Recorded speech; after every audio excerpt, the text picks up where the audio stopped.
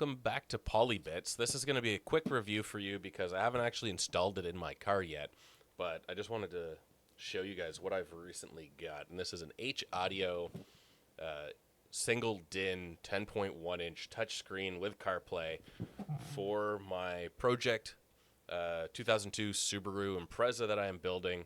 And it's been completely gutted and everything like that. If you've seen other videos that I've done, it's roll caged and there's no carpet in it. It's really just a fun, somewhat kind of track car that I'm building, something to take to Cars and Coffee. It's got an Easy 30 put in there, which for those that don't know is a flat 6 or a boxer 6 that I am putting, or it's already in the car, working on the wiring right now. I got a Haltech ECU going in there.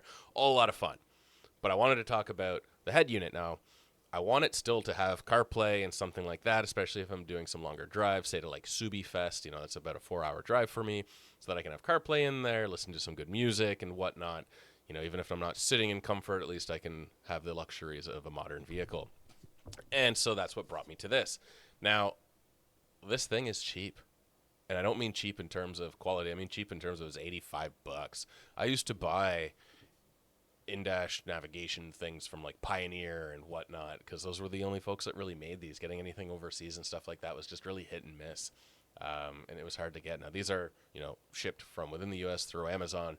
I bought one of these. The first one was dead on arrival, which, you know, that happens, and I'll give them that. But they turned around another one the next day. I had this on my doorstep, and I went and I have a power supply, powered it up 12 volts. You take the red and yellow wire, you can put them together, and that's your positive, and then you can do the ground, your black wire, and just those 3 wires, turn this thing in and on and try it out.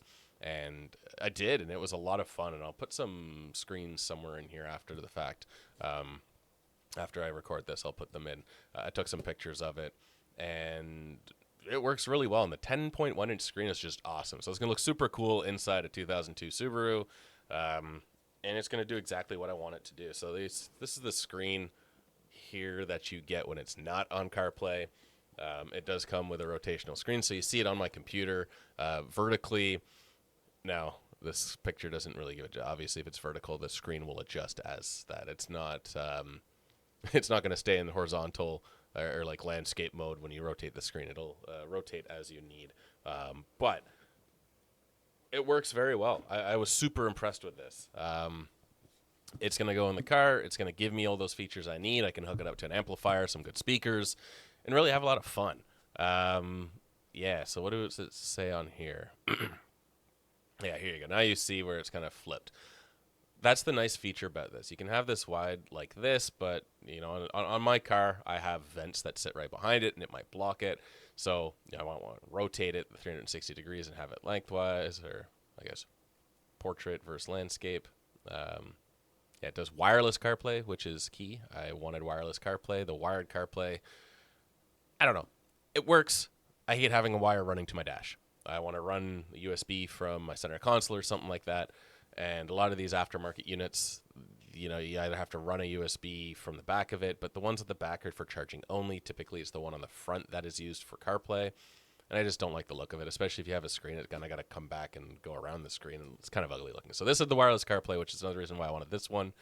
It's got mirror link for if you do mirror link. I don't really know if anybody does that. Usually it's Android Auto or CarPlay. But this really does everything you need. And it does it well. Oh, yeah, and it comes with a backup camera. So I'll have a backup camera on my 2002 Subaru that connects to here. And all those modern features. So it'll be a lot of fun. Now, the fun thing will be is that I got to have my exhaust coming out right where typically you'd have a camera. I'm having center port out the rear, which eventually will come from 2 turbos, which will be a lot of fun. So we'll be more on that car as we go. But this is one of the things I got for it. And just wanted to give an update on this because I couldn't believe the price of it and for what you're getting compared to what I used to do. And yeah, if you're looking to upgrade your vehicle, maybe you have an older vehicle that doesn't have CarPlay, doesn't have a screen, it's single DIN. This takes up only single DIN. The screen rotates and you can slide it up and down as well. Only a couple inches, but that might be what you need to get out of the way of, say, your like hazard lights or some vents or something like that, or maybe your aircon or something like that is underneath it. So you can have some freedom to move it around as you need. But I'll give another update once this is in the car and installed, so you can kind of see what it looks like in there as well. But yeah, very happy with this. Updates will come.